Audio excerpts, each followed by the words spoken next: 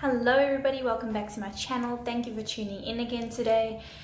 If you are not subscribed to my channel, please will you just click the subscribe button down below, because it really supports my channel, and then I get to make more stuff for you guys, and then I enjoy making more stuff for you guys. So yeah, knock-on effect.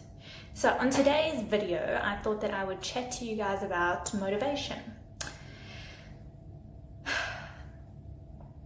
This has been a topic for me that is quite frustrating, and I don't know, of late I've been in like a kind of like a roller coaster of motivation, of it coming and going. I have it, then I don't, and it's just been like up and down. So I thought to myself, let me dive a little bit more into that, and maybe it can also help me, and then I can also help you guys, who I know many people do struggle, let's just fix that, struggle with like obviously having continued motivation all the time. And let's just be honest, it's really not going to be there all the time. You're not going to be motivated 24/7. But I thought I would just do some research, and I did, and I picked like four things that four things that I find are actually demotivators for me.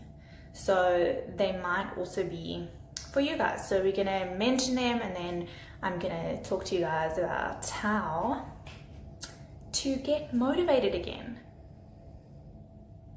if you're doing these specific things, if that makes sense. Okay. So, things that make you, sorry if I keep looking down, it's because I had to write these down. It looks like I'm wearing a top. I'm totally wearing a top.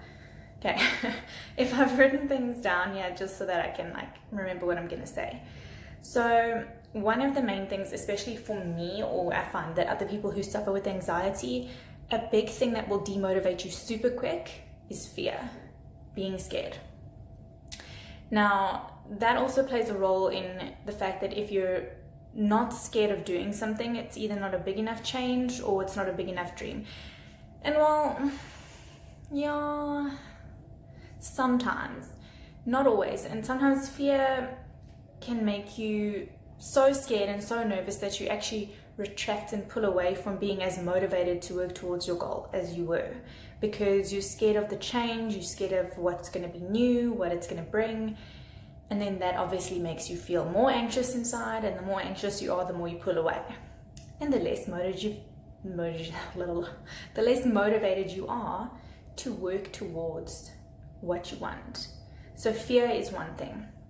So in order to work through that, you have to recognize that, yes, okay, you have anxiety, you're scared, you don't like change. Realize it, accept it. This is how it is. I'm scared that in a few days I'm gonna make a big change in my life, or I'm gonna go to a place I don't know, I'm gonna go meet people I don't know, I'm gonna do something for the first time, and I'm scared. Perfect. You're human, it's normal. Once you've done that, then you need to realize, is something actually really going to happen that's so bad that I can't handle? And the likelihood is probably not, and you're probably making it 10 times bigger in your head. And as people with anxiety, girl, we love doing that. So it's really not that big, and you can overcome it. So that's kind of something that I also have to do, because I get super scared of change. Even though change is so good and I've seen how good it is throughout my life, I still get nervous about it, and I still get like, oh my god, have I done this, have I done that, but no, bring it down a notch. Nothing bad is actually really going to happen, and if something bad does happen, I'm going to deal with it, and I'm going to live, and I'm going to grow. So I have to remind myself that all the time, and then take a step back and just be like, I'll be fine. Okay. So number 2 is setting the wrong goals. Now this is like, I can go on talking about this for ages, because I don't want to say I'm discussing it with myself, because you'll probably think I'm nuts, but I was thinking about it quite a bit. Wrong goals in terms of doing something for the social part of you, you want to impress somebody, or you're doing it for a mother, a father, a brother, a sister, a friend. You want this goal because you want to show them you can do it. That's something that's not really what you want, but more what someone else wants. And if you set a goal like that, you build yourself up with such high expectations of what you think they want from you and what you need to achieve this goal.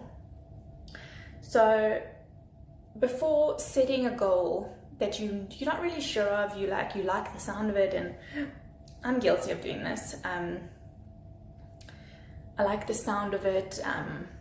It sounds good coming out someone else's mouth about me, or it sounds nice, but it's not really what I want, if that makes sense. So my thing on how to deal with that would be, your body will tell you everything, always. So if something is not particularly what you should be doing, or you're not really feeling that, your body will tell you.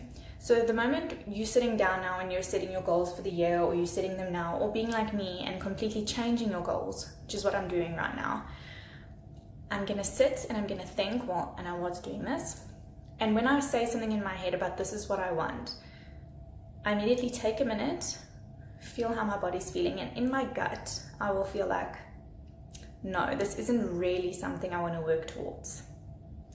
It's not really my goal. It's probably someone else's for me. And I'm not about that life. I want to do stuff that makes me happy, stuff that I enjoy, and what I want my life to be. Because at the end of the day, another person's not living my life. And they never will, and they'll never live in my body and my head and be me. So your goals have to be specific for you, for what you want. Don't set goals that are not exactly what you want. Like, for example, if your parents want you to be a star cricket player and you actually want to go ride horses, why would you set the goal to, in 5 years' time, go and join a league cricket team or whatever? I don't know how that all stuff works, but and when really you don't want to do that, that's not your goal. You might be good at it, but it's not really where your heart's leading you, what you really want to do, if that makes sense to you guys. So that was number 2. Number 3 is lack of challenge. Now, lack of challenge comes in with being scared and bored. There's a difference. So in the first thing we spoke about is fear, right? Now, we're speaking about lack of challenge in terms of being demotivated. So if you set yourself a goal and it's so easy to reach, and you're doing it way past the time span that you thought you were going to, you're going to get bored along the way, and you're going to be like, this was actually a lot easier. Maybe I should have done something that I could have worked a lot harder towards, or because usually things that you work a bit harder for bring you more satisfaction at the end of the day. But then again, you don't want something to be too much of a challenge that you become scared that you're going to fail or that you can't do it, but you don't want something that's too easy and you get bored and lose every single little bit of motivation and little bit of an excitement and drive to do it, because you're just like, guys, I can do that in 2 minutes. If that makes sense. I gotta stop saying that. So when setting goals then for that, you want to think about, is this challenging me in a good way?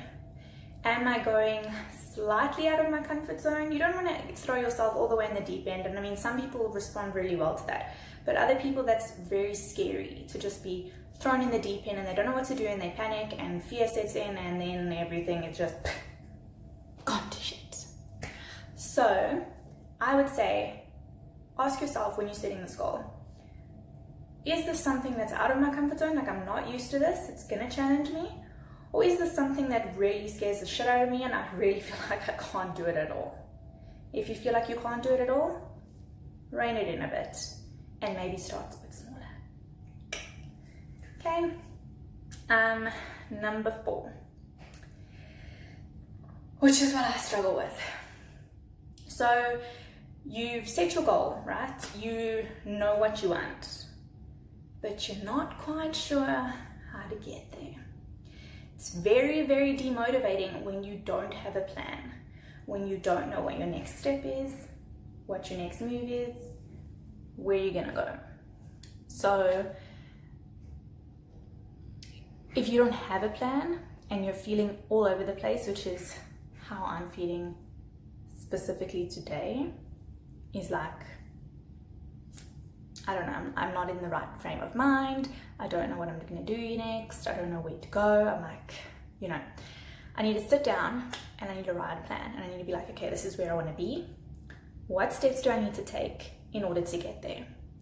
And then I need to work through every single little step, day by day, or week by week, or however long the process works, depending on you and what your goal is. That is one of the things that will motivate you more, is especially when you make a plan and you're able to tick off, so let's tick off, you've done this, on to the next. That is more motivating.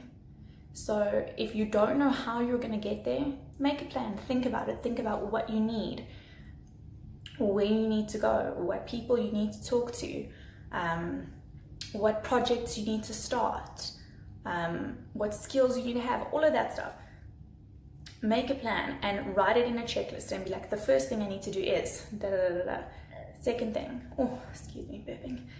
So that you have a clear, concise plan of where you're going.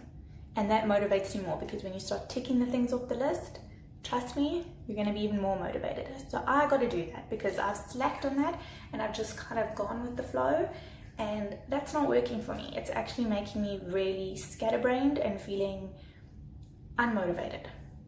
So those are 4 things that can really kick back your motivation and derail you from going on the track where you're meant to be. So I hope in some way that can help somebody. I'm definitely going to be putting more work into that for myself. I like lists, I like ticking things off, and I like that sort of thing, but I've kind of been slacking on doing that. And let's just be honest, guys, some days you're going to want to do nothing. And some days your motivation is going to be really shot to shit, and you're not going to care, and you know, whatever happens, happens that day. And that's fine. It's perfectly fine.